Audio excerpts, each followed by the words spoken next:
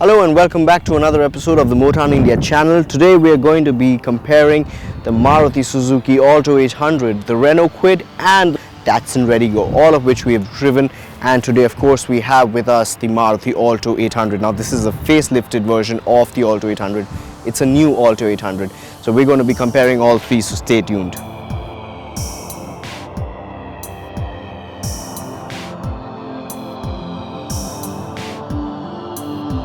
Now the entry-level hatchback market is getting intense. Well, earlier it was just the Alto 800, but then Renault entered the market with the Kwid and it was a car for conquest. While in terms of numbers, this vehicle does about 8,000 to 6,000 vehicles a month. The Renault Kwid averages somewhere around 8,000 to 9,000 vehicles a month. Now the Alto 800 comes with a 796cc petrol mill and the Datsun redi-Go and Renault Kwid come with a 799cc petrol mill. This vehicle, the Alto 800, puts out about 47.3 bhp while the Datsun redi-Go and the Renault Kwid put out about 53.3 bhp. In terms of torque, this vehicle produces about 69 Newton meters of torque while the redi-Go and the Kwid will be producing about 72 Newton meters of torque. So definitely you can see that there is a bit more power in those two vehicles.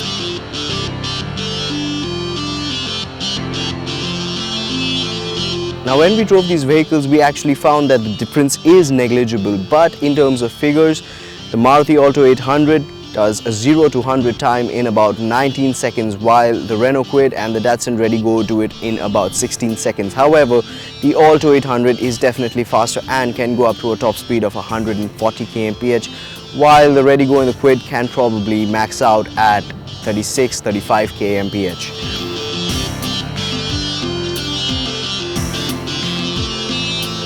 Now in terms of driving, we found that the Renault Kwid is the quickest of the lot, definitely by a fraction however, and to a layman the difference is actually not noticeable too much, but in terms of speed, the Alto 800 can achieve the best speed in the segment out of all three, the redi-Go, the Kwid and the Alto 800. The Alto 800 is the fastest of the lot.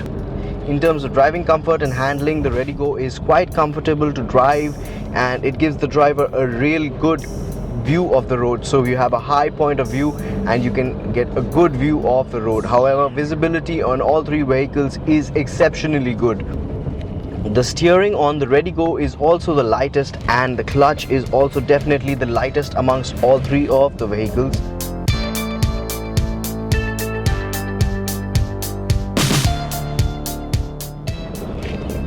Now in terms of driving dynamics, the Datsun redi-Go is the best of the lot. It has a light clutch, the gear shifts are really short and the steering wheel is light as well. It is also the shortest in length amongst the lot, thus making it really maneuverable, especially when it comes to city driving.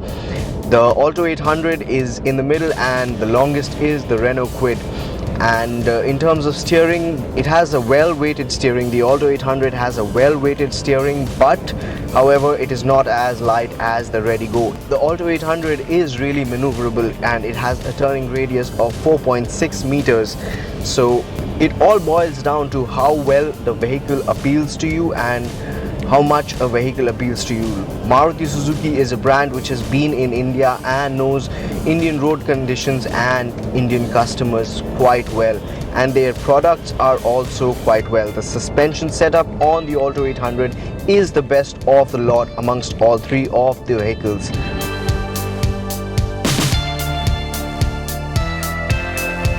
Now in terms of looks, the Datsun redi-Go and the Alto 800 have very chic and stylish looks, but the Renault Kwid is a more aggressive and butch looking vehicle. In terms of dimensions as well, the Renault Kwid is the longest and the widest of the lot. However, the Datsun redi-Go is the tallest in the lot and also has the highest ground clearance of 185 mm, while this vehicle it stands at 160 mm and the Renault Kwid stands at 180 mm.